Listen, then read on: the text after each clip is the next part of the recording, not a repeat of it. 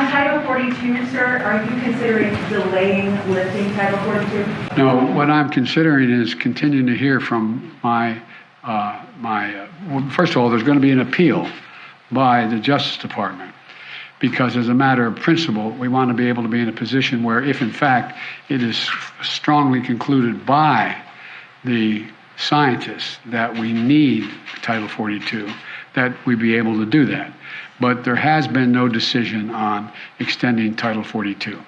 Every time you have a press conference, you say crime is down. The economy is booming. Well, that's not true, but get your question, sir. Across the street, we had a police officer on duty, the victim of a hit and run. We have Michigan Avenue, the magnificent miles now referred to as the Mile of Fear. Water Tower Place has thrown the keys back to the lender. They say they don't want to be in Chicago anymore.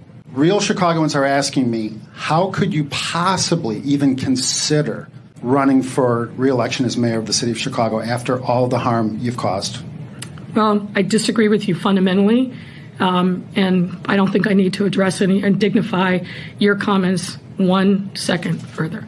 Next question. So thank you very much. Thank you. I'm going to take just one or two questions. I got a plane to catch. Why has President Biden been so sheltered from the press? In what way? He just did a press conference several weeks ago. Well, he takes questions from the press nearly every day. Okay, I'm going to come back at you on that. In his first year, Joe Biden held 2 solo news conferences in the White House, and he held 5 on foreign trips. And take a look at this. In his first year, Mr. Biden sat down for 28 interviews with reporters. That compares to 95 in the same period of time for Donald Trump and 162 for Barack Obama. By comparison, Jen, that's sheltered. Well, but the statistic you didn't include there, Chris, is how many times did he take questions from reporters at the White House? I think it was about he's had double two solo news conferences. No, beyond that. I mean, nearly every day at the White House, he takes questions from the White House press corps. Yeah, but Jen... 2 questions, 3 questions, 8 questions. Yeah, but Jen, why is that different? Well, he's done that I'll tell you exactly 2 or 3 times more than his predecessors. I'll tell you exactly why that's different, because when you're standing there, you can take a question, you can answer it, you can slough it off, and you move on. It in no way compares, and oftentimes he gives a partial answer and walks away. It in no way compares to sitting down with a reporter for 20 minutes, 30 minutes, and having, you can't move away. You can't duck it. You got to sit there and answer the question and the follow-up. It's not the same thing. We can agree to disagree on that, Chris. Well, to continue to provide Ukraine the forces that they need, the weapons they need, the equipment they need, their forces need to defend their nation. Barack Obama supports teaching sex education to kindergartners. And, which I didn't know what to tell him.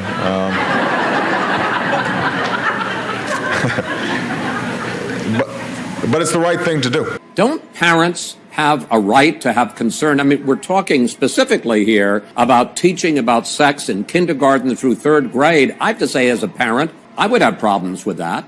But the law is not about teaching sex education. It's about teaching about gender identity. What do you do if a parent or a kid, should I say a kid in one of these elementary schools, says, what about Sally? Sally has 2 moms, or I'm not sure if I'm a girl or a boy. I mean, these are kids who are experiencing, these moments in their lives. I also think that there is not a big record of there being either sex education or extensive gender identity education in these schools. And this is creating a problem or a political cudgel about an issue that I don't think exists.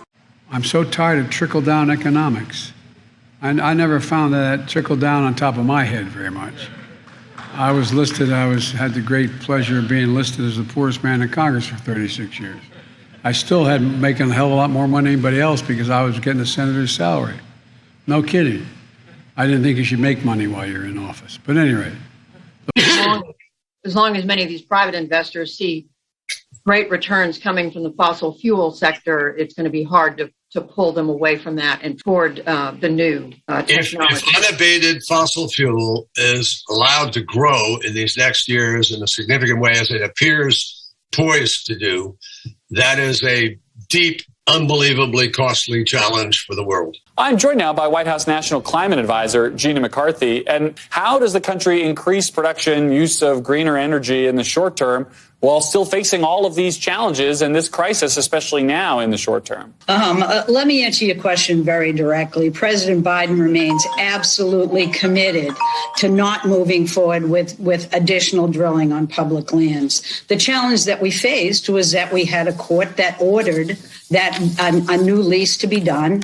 The Department of Energy had no choice but to put it out, but they also found ways to reduce the size of that and its impact.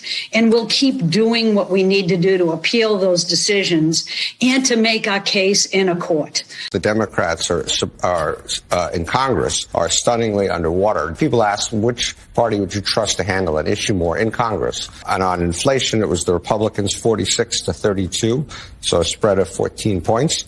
On national security, of all things, it was 48 to 35, a spread of 13 points. And on the economy, it was 47 to 36, a spread of 11 points. And so there's simply not a belief among the American people that the Democrats are well equipped to handle pretty much any problem at the moment, unfortunately.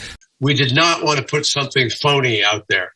We wanted to know this was something we could, in fact, reach. And so Gina and her team and the rest of us who were involved in the process all agreed that a 50 to 52% reduction was something we could achieve. It's realistic. It's more than a lot of other countries. Canada is not at that level. Japan, others. But others are doing what they can. And we're not complaining about their levels.